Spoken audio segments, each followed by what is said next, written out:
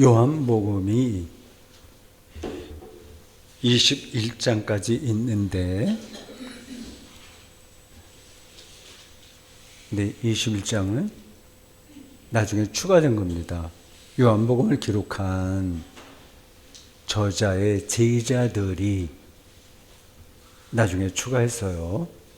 20장 30절과 31절이 실제로 마지막 단락입니다. 그 다시 한번 읽어보겠습니다. 예수께서 제자들 앞에서 이 책에 기록되지 아니한 다른 표적도 많이 행하셨으나 오직 이것을 기록함은 너희로 예수께서 하나님의 아들 그리스도이심을 믿게 하려 하며 또 너희로 믿고 그 이름을 힘입어 생명을 얻게 하려 함이니라. 여기에 요한복음 집필 목적이 나옵니다. 생명을 얻게 하려 한다고 하는 겁니다. 요한복음에 가장 많이 나오는 단어 하나를 꼽으라고 한다면 이 조의 생명이겠죠. 세상 사람들은 요한복음의 이런 진술을 별로 탐탁지 않게 생각할 겁니다. 예수 그리스도를 믿어서 그의 이름으로 당신들이 생명을 얻는다 하는 주장 아니겠습니까? 이게 확 와닿지 않을 수도 있어요. 도대체 생명을 얻는다고 하는 게 뭐지? 그 요한복음이 말하는 게 뭐지? 사람들은 생각할 겁니다. 지금 잘 살고 있잖아요. 생명을 얻는다고 하는 말은 지금 죽었다는 얘기입니다. 아니면 죽음에 가까이 간다고 할까요? 지금 이렇게 버젓이 잘 살아있고 재미있게 살고 있고 사람마다 조금씩 다르긴 하지만 아주 신나게 이 봄에 어디 놀러도 가고 뭐 할 일도 많잖아요. 그렇게 사는데 예수 그리스도가 하나님의 아들이심을 믿고 그의 이름으로 생명을 얻는다니 도대체 그게 뭐야? 사람들은 별로 이런 말에 실감할 수 없어요. 이제 못마땅하게 생각합니다. 그리스도인들은 좀 우울하고 반생명적이야 이렇게 생각하는 세상 사람들이 많아요. 반생명적이다 그렇게 생각하는 겁니다. 사실 그리스도교 역사에서 그런 현상을 보일 때가 제법 있었어요. 그걸 비판하는 학자들이 많습니다. 여러분들이 잘 아시는 대로 프로이트나 뭐 칼 마르크스나 포이에르바흐라든지 뭐 많습니다. 니체도 그렇고요. 어떤 학자는 그리스도교 신앙 현상을 집단적 노이로제라고 봤어요. 정신적으로 병들었다고 하는 거죠. 세상에 자신감 없고 자존감이 없고 뭔가 다른 사람에게 의지하는 그러한 사람들이 아이고 하나님 살려주십시오. 나를 구원해 주십시오. 이렇게 좀 비굴하게 구는 것처럼 보이는 겁니다. 그런 전문적인 신학자들만 아니라 21세기를 살아가는 많은 지성인들이 뭐 요즘 젊은이들은 더 그렇겠고요. 비슷한 방식으로 그리스도교 신앙을 못마땅하게 생각합니다. 뭔가 좀 자신감이 없는 사람들, 구질하게 사는 사람들이 모여서 저렇게 현실성도 없는 걸 말하고 있다 생각합니다. 그들이 옳게 본 걸까요? 오늘 본문이 말하는 생명을 얻게 하려 한다는 이 말은 공허한 주장일까요? 종교적 열광주의자들의 일방적인 넋두리에 불과할까요? 저는 오늘 이 질문을 여러분들에게 드리면서 저도 대답을 찾아가 보려고 합니다.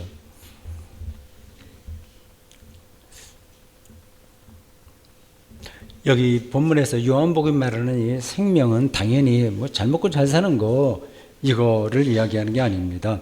당시 로마 사람들이 생각했던 가장 이상적인 삶, 행복한 것, 교양이 있는 것, 그 로마의 정신이 있지 않습니까? 그거를 하고도 다릅니다. 인류 역사는 계속해서 그런 걸 찾으려고 노력했습니다. 로마 문명도 대단했어요. 우리가 본받을 만한 게 많습니다. 위대한 정신 스승들이 많아요.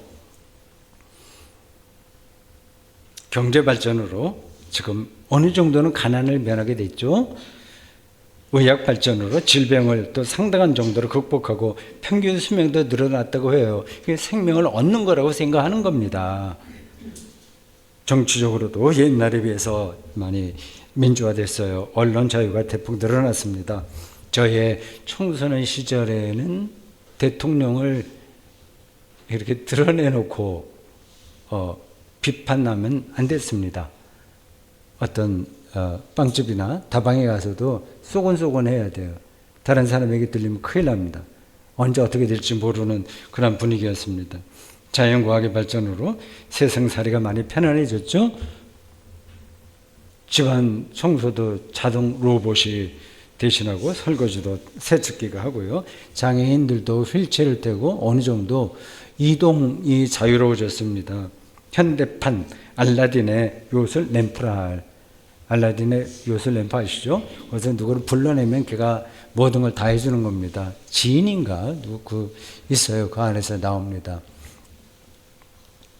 현대판 알라딘의 요술 램프랄, 스마트폰이 없는 사람이 없어요. 그것만 가지고 있으면 듣고 싶은 음악을 원 없이 들을 수 있습니다. 완전히 다른 세상을 우리가 살고 있어요. 제가 1980년대 초 군목으로 철원 지역의 한 부대에서 근무할 당시 병사들과 장교들을 종종 방문하고 상담도 하고 대화하고 했습니다. 그때 어떤 소위 계급, 이제 임관한 지 얼마 안 된 육사 졸업하고 온 소위 계급 장교가 그 장교 숙소가 있거든요. 그걸 뭐라고 얘기하던데 기억이 안 납니다. 장교 소위들이 주로 있는 이제 총각 그 장교들이 있는 비옥큐라고 하는 거 뭐 있습니다. 거기 이제 찾아가서 이야기하는데 그 소니 트랜지스터 라디오를 갖고 있더라고요. 그걸 틀으니까 FM 방송이 멋지게 나왔습니다. 정말 환상적인 음악이었습니다. 지금 생각하면 격세지감이 아닐 수 없습니다. 세계 평균에서 볼 때야 대한민국에서의 삶은 아주 높은 수준이죠. 이런 정도면 생명을 다 얻은 듯합니다. 아마 크게 다라고 생각할 거예요. 럭셔리한 거란 삶 말입니다. 과연 그런가요? 40여 년 전 당시 젊은이들보다 지금의 젊은이들이 더 행복한가요? 저는 전혀 그렇지 않다고 생각합니다. 더 생명 충만한가요? 세상이 정말 살만하다고 오늘 젊은이들이 생각하나요? 그래서 아기를 더 낳고 싶다는 열망도 많이 있을까요? 저는 경제 성장과 문화 발전 등등은 필요 없다고 생각하는 문명, 문화, 배척론자가 전혀 아닙니다. 그런 노력을 게을리 하지 않는 게 좋다고 생각하는 사람이에요. 책도 많이 읽어야 되고요.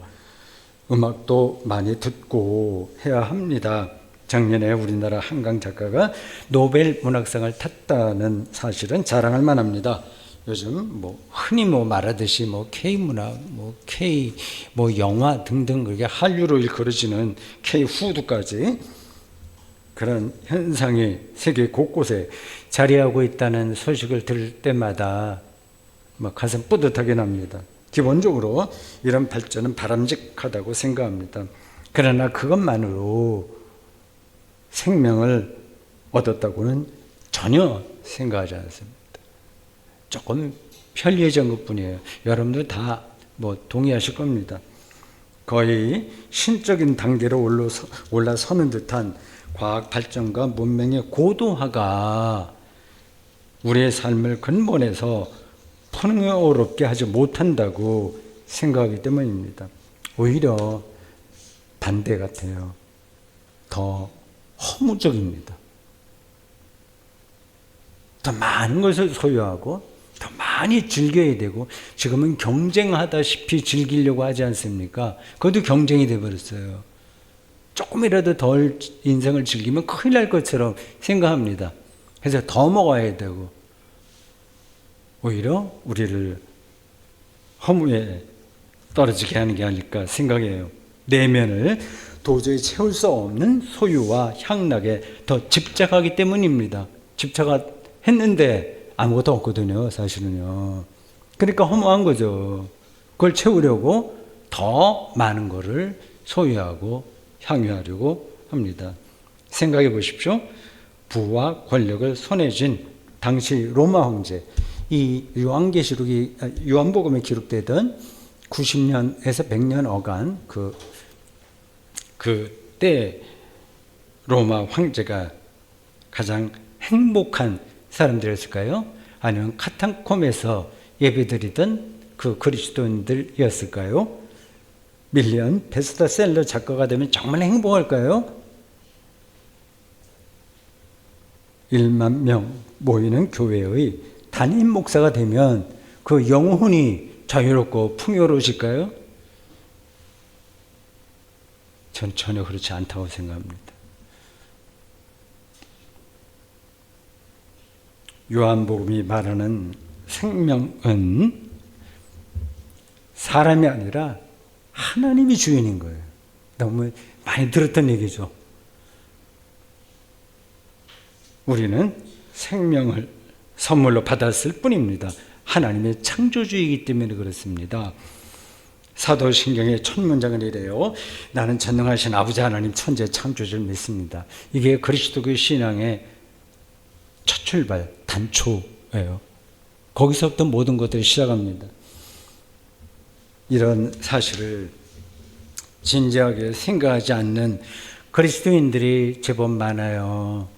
그리스도교 신앙은 단순히 구구단을 외우듯이 암기하거나 구호를 외치는 정도로 끝나지 그것이 담고 있는 내용을 진지하게 생각하지 않습니다. 하나님의 창조는 그건 당연한 거고, 내가 세례받을 때 다 신앙 고백한 거고, 내 인생은 내가 알아서 사는 거야, 이런 생각이 강해요. 내 행복은 내가 결정할 거야 라고 생각합니다. 어떤 생물학자는 리처드 도킨스죠. 만들어진 신이라는 책을 썼어요. 신이 존재하는 게 아니라 인간의 뇌가 신을 만들었다는 주장입니다. 뇌에 대해서는 그가 잘 알지만 하나님에 대해서는 전혀 모르면서 그거는 이제 자기가 알고 있는 작은 전문적인 생물학 지식으로 다른 것까지 막 재단하는 겁니다. 어리석은 거죠. 근데 그런 방식으로 현대인들은 사는 겁니다. 자기 숭배예요. 인간이 생명의 준이라면 인간 스스로 언젠가 영원한 생명을 얻겠죠. 그런데 그런 데를 향해서 현대 과학과 모든 생각들이 집중하고 있습니다. 인간이 이제 신이 되는 거야. 영원한 생명을 얻는 거야. 말이죠. 일주일 전에 성 프란체스코죠.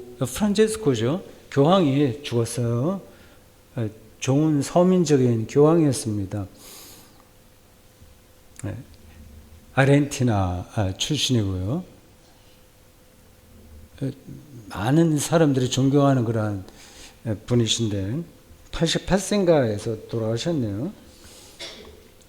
앞으로 의료 기술이 발전하면 이런 프란치스코 교황 같이 죽지 않을 겁니다. 돈만 많으면 약해진 장기 갈아 끼우고 심장도 갈아 끼우고 그리고 세포도 회춘하도록 무슨 약을 하고, 이제 부자들 돈만 많으면 영원한 생명을 살게 되겠죠. 돈으로 영생을 손에 넣고서 더욱더 자신의 욕망에 매달리는 그런 인류의 미래야말로 영원한 생명이 아니라 디스토피아가 아닐까요? 유토피아가 아니라 디스토피아가 아닐까요? 이런 말을 듣고 어떤 분들은 아마 반대로 생각할 겁니다. 당신은 왜 이렇게 비관적으로 생각해? 문명 발전으로 인간이 노동으로부터 완전히 해방되고 모든 사람이 서로 사랑하면서 행복하게 사는 미래가 올 수도 있지 않냐. 그런데 왜 문명 이런 발전들을 당신 그렇게 좀 삐딱하게 보냐. 그렇게 생각할 수 있어요. 그 인류의 미래가 어떻게 될지 제가 어떻게 다 알겠습니까? 다만 지난날과 오늘을 비교하면 대략은 짐작할 수 있습니다. 우리나라가 고단하게 살던 70, 80년대 저의 20대, 30대예요. 그때 비해서 21세기 오늘을 사는 사람들이 더 사랑할까요? 더 관용적일까요? 더 연대할까요? 더 인간답게 살고 있을까요? 서울과 뉴욕과 런던과 동경 같은 첨단 문명의 대도시에 사는 사람들이 티베트나 부탄의 오지에 사는 사람들보다 더 평화지향적이고 더 정의롭고 더 관용적일까요? 웅장한 교회당과 파이프 오르간과 관현악단이 갖춰진 대형 교회에서 예배하는 이들이 초라한 작은 교회당에서 예배하는 이들보다 하나님을 더 깊이 있게 경험할까요? 여러분, 어떤 상황에서 살든지 사람의 본질은 변하지 않습니다. 거기서 거기입니다. 로마 시대 사람들이나 지금의 우리나 똑같이 호모 사피엔스예요. 대통령 관저에 사는 사람이나 작은 아파트에 사는 사람이나 본성이 비슷하게 작동합니다. 그런 말이 있더라고요. 나이 60대와 70대를 특징 지을 수 있는 길은 꼰대론이라고 해요. 20대, 30대에는 싸가지론이라고 합니다. 60대, 70대 되니까 아는 게 얼마나 많아요. 그걸 자꾸 말하고 싶은 거예요. 20대, 30대 완전히 나이 든 사람들하고 다른 세계니까 전부 나이 든 사람이 우습게 보이는 거 아니겠어요. 지금만이 아니라 로마 시대 때도 마찬가지였고요. 이후에도 비슷할 겁니다. 인간 본성과 본질은 변하지 않는데 인공지능과 의료기술과 경제성장 그리고 온갖 놀이, 엔터테인먼트의 발전만으로 우리의 생명이 더 풍성해질 것이라는 생각은 큰 착각입니다. 아마 여러분들 다 알고 있는 이야기일 거예요. 우리의 생명이 창조주이신 하나님의 것이라는 성경의 가르침은 다음과 같은 뜻입니다. 우리의 생명이 의학기술이나 심리학이나 갖가지 통계나 수치 그리고 각종 심리치료 등으로 처리될 수 있는 대상이 아니라는 거예요. 아주 고유하다는 거예요. 얼마나 다행스러운지 모르겠습니다. 우리의 운명을 의사들에게 맡길 수 없잖아요. 어떤 전문가들에게 맡길 수 없잖아요. 하면 안 되잖아요. 도움은 받지만 그들에 의해서 우리의 운명이 결정되는 거 아니잖아요. 어떤 경제 수치로 야 이거 올해 우리나라 경제 성장이 몇 프로인데 아니면 큰일 났다 이러니 뭐 그런 주장에 우리가 좌지우지되면 안 되지 않습니까? 안 된다는 거예요. 하나님이 창조했다는 말은 그런 것으로 인간이 규정되지 않는다는 뜻입니다. 아주 고유한 어떤 세계가 있는 게 성경이 말하는 인간의 생명입니다. 창세기 1장 27절은 이렇게 그 인간 창조에 대한 이야기를 합니다. 하나님이 자기 형상 곧 하나님의 형상대로 사람을 창조하시되 남자와 여자로 창조하시고 창조에 관한 다른 전승인 창세기 2장 7절은 이렇습니다. 여러분들은 이런 구절을 읽으면서 어머 그렇지 그래 그럴듯하다. 아 누가 그 하나님에게 계시를 받아서 그렇게 정확하게 썼겠지 이렇게 생각하시죠? 그렇지 않습니다. 이거 오랫동안의 역사 경험, 오랫동안의 세상살이, 오랫동안의 그 진행 과정, 그리고 고민, 그리고 어떤 그 진리 논쟁 그런 걸 거쳐서 나온 최종적인 답이에요. 상당히 오랫동안 여기에는 인간 삶이 무엇이냐에 대한 치열한 고민이 녹아있는 겁니다.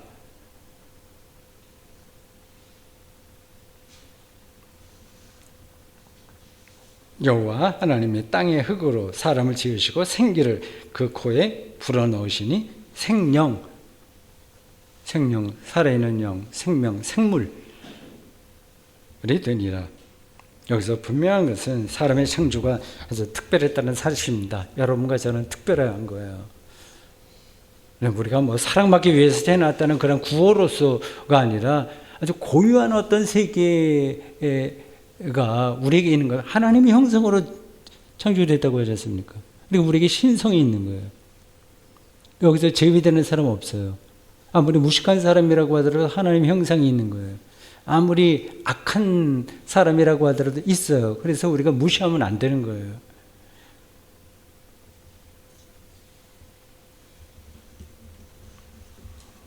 사람들이 성경이 말하는 이러한 가르침을 소홀하게 생각하는 이유는, 또 실감하지 못하는 이유는, 그래서 가슴이 뜨거워지지 않는 이유는 세상의 자극적인 방식으로만 생명을 경험하는 일에 길들었기 때문에요. 다른 거 없어요. 길듭니다. 그러니까 우리는 그런 방식으로 어릴 때부터 교육받았고 그렇게 세계를 보고 삽니다. 수치화하는 거예요. 이게 죄의 본질입니다.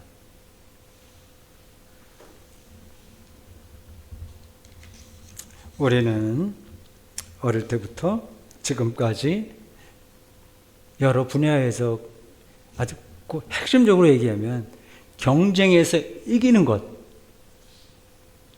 이 승리감, 이걸 생명이라고 생각하는 겁니다. 그래야지 내 인생이 완성된다고 생각하는 겁니다.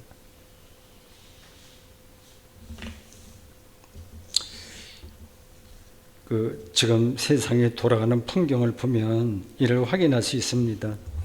서로가 싸우는데 집중합니다. 싸울 땐 싸워야 되겠지만 거의 싸우는 방식으로 돌아갑니다. 정치도 그렇고 경제도 그렇고요. 서로 헐뜯습니다. 한쪽은 완전히 나쁜 놈이고 다른 한쪽은 완전히 좋은 놈도 아닐 거예요. 저는 한 인간이 전적으로 천사와 같다 아니면 악마와 같다고 생각하지는 않습니다. 한 인간 안에 천사와 같은 부분이 있고 악마 같은 부분이 같이 있어요. 그 비중에 따라서 서로 다른 형태로 살아가는 겁니다. 그러니까 싸우는 걸 보면 자기는 천사야. 그리고 상대방은 악마야. 그렇게 악마화 해야 돼요. 저도 젊은 시절에 부부싸움을 이제 되돌아보면 내가 잘못한 거는 늘 합리화해요. 그리고 저 안에 저 사람이 잘못한 건 꼭 집어야 돼요. 세상살이가 다 그렇게 돌아가는 것 같아요. 의대생 정원 문제만 하더라도 뭐 몇 년 동안 그거 끌었습니까? 아직 그걸 미래지향적으로 해결을 못 하잖아요. 서로 자기들이 옳다는 얘기만 하고 있지 않습니까? 대한민국 공동체가 이 의대생 몇 명으로 하나 이거 하나 해결하지 못하고 서로 이전 투구처럼 싸우고 있지 않습니까? 이런 식으로 우리는 길들여졌습니다. 세상이 원래 그렇게 돌아가는 건데 뭐 어쩌란 말이냐. 싸울 때 싸워야지. 전쟁통에서 공자왈 이렇게 외칠 수는 없지 않냐. 그런 반문이 가능합니다. 저도 그렇게 생각합니다. 우리가 어떻게 늘 그 모든 걸 참고 그리고 상대방을 존중하고 배려하고 그렇게 살 수는 없잖아요. 그건 여러분들이 알아서 선택하고 살아야 됩니다. 제가 그 문제에 대해서는 더 구체적으로 말씀드릴 수 없어요. 부부싸움을 할 때 어디서 어디까지는 되고 안 되고 이런 걸 제가 어떻게 다 경계를 짓고 말씀드리겠습니까? 다음의 사실은 분명하게 알아야 됩니다. 이 세상에서 짜릿하게 승리해도 생명을 얻는 게 아닙니다. 그 승리감이 생명 자체는 아니에요. 대통령이 된다고 해서, 노벨상을 탄다고 해서, 교황이 된다고 해서 생명을 얻는 게 아닙니다. 그냥 인기를 얻는 거예요. 그냥 우쭐해지는 거예요. 그는 여전히 먹어야 되고 배설해야 되고 저 아름다운 저 여자분이 혹은 그 인기 많은 저 가수가 그냥 아무것도 안 먹고 변소에도 안 가고 우아하게만 사는 게 아니잖아요. 외로워요. 근본적으로 그렇습니다. 대통령도 외롭고요. 교황도 외롭습니다. 어떤 것으로도 그 문제가 해결되지 않아요. 그리고 죄에 묶여 있습니다. 웃기는 표현인지 모르겠는데 공주는 외로워 라는 노래 들어보셨어요? 인간 실존을 잘 그리는 것 같아요. 그러니 여러 분야에서 성공한 사람들을 우리가 칭찬은 하되 부러워하지 마세요. 별거 없어요. 정말 별거 없습니다.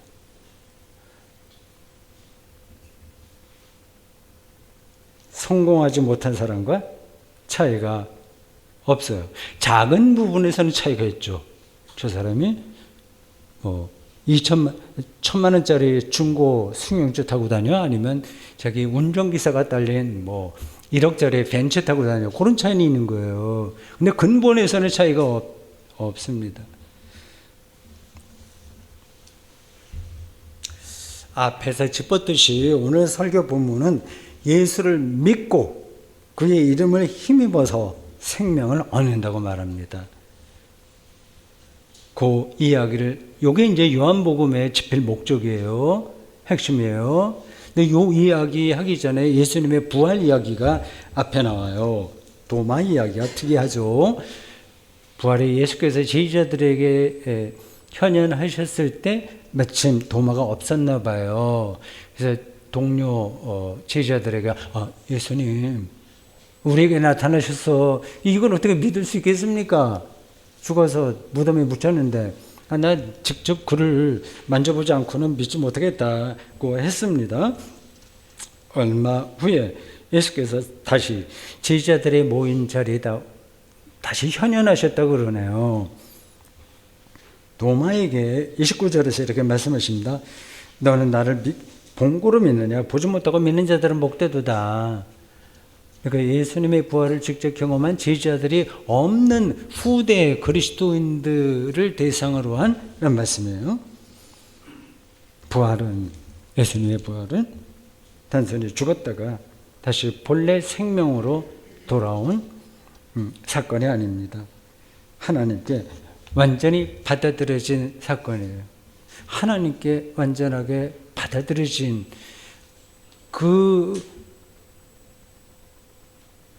것을 가리켜서 부활이다 이렇게 얘기하는 겁니다.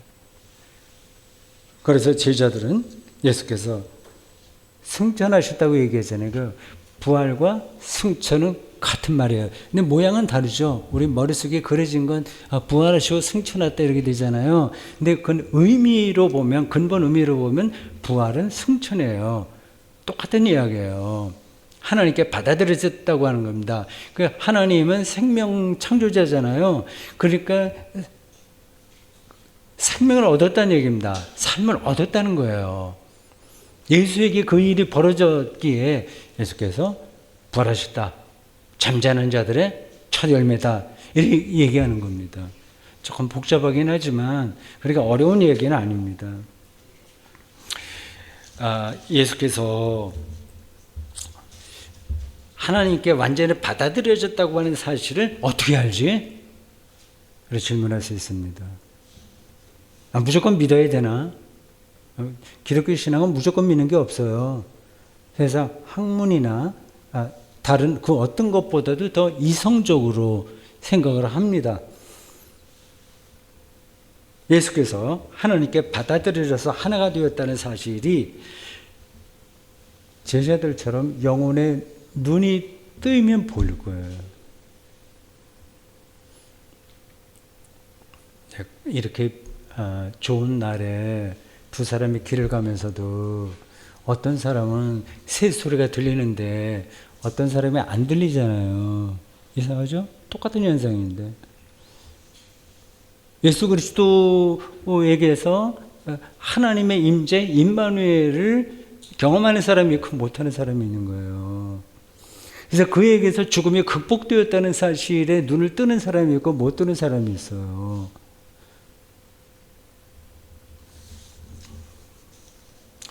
제자들이 어떻게 그런 경험을 했는지 한두 가지만 말씀드리면 이렇습니다. 제자들은 예수께서 오직 하나님만 의지하고 믿었던 분이라는 사실을 안 거예요. 아이고 뻔한 얘기인데 우리도 하나님 믿는데 그렇지 않습니다. 믿는 게 이게 어려운 일이에요. 이게 이게 혁명적인 거, 기적적인 겁니다. 어떤 신학자가 말했듯이 하나님을 온전하게 믿은 자는 예수밖에 없다고 했어요. 그럼 말로는 믿는다고 얘기하죠. 근데 영혼은 믿지 않는 거예요. 자기 운명을 전적으로 그분에게 의지하는 건 이거는 쉽지 않은 겁니다. 그러니까 우리가 너무 나 하나님 믿어 이렇게 말을 조심하는 게 할 필요가 있습니다. 예수 그리스도만이 하나님을 아버지라고 불렀어요. 자기 일을 온전하게 보존하시는 분이라서 그렇게 신뢰한다는 얘기입니다.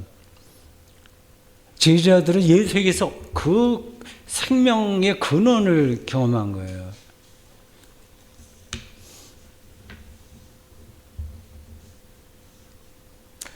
그래서 제자들은 예수께서 십자가 처형 당했으나 사흘 만에 죽은 자 가운데서 살아있는 자로 나타나셨다고 경험했습니다. 예수에게서 죽음이 극복되었다는 사실을 깨달은 거예요. 대오각성한 겁니다. 그래서 그들도 죽음이 두렵지 않아요. 설교 시간에 이렇게까지 얘기해도 되는지 모르겠지만 어쨌든 생각이 나서 말씀드립니다. 설령 그게 거짓말이라고 하더라도 우리가 죽음을 두려워하지 않게 된다면 좋은 거잖아요.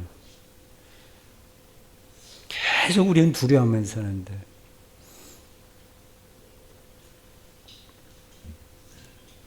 이런 깨달음과 믿음 가운데서 제자들은 예수님을 그리스도, 즉 구원자이며 하나님의 아들이라고 선포할 수 있었습니다. 저도 이러한 선포에 죽기 전까지 좀 더 깊이 들어가고 싶어요. 사랑하는 성도 여러분, 오늘 생명을 얻는다는 사실에 관한 설교를 듣고 어떤 생각이 드시는지요? 막연한가요? 생명과 구원에 대한 방향이 조금이라도 이렇게 잘 군대식 용어로 0점 조준하듯이 잘 잡혔나요? 각자 다를 겁니다. 고유하고 근원적인 차원에서 하나님께서 창조하신 우리의 생명은 우리 소유가 아니에요. 그 사실은 기억해야 됩니다. 내가 만들어갈 수가 없어요. 엑스트라 노스예요. 우리 밖에 있는 거예요. 사람들은 생명을 절대로 규정할 수 없고 재단할 수 없고 처리할 수 없습니다. 코끼리 털 끝에 달린 세균 한 마리가 코끼리 전체를 경험할 수 없듯이 말입니다. 그러니 여러분, 세상 사람들이 참 멋진 인생이야 이렇게 축켜 세운다고 해도 생명을 얻는다는 보장이 있는 게 아닙니다. 또 세상 사람들이 깎아내린다고 해서 훼손되는 게 아닙니다. 하나님의 아들 예수 그리스도를 영혼의 깊이에서 믿는다면 여러분은 죄와 죽음이 극복된 영원한 생명을 얻을 것입니다. 아멘.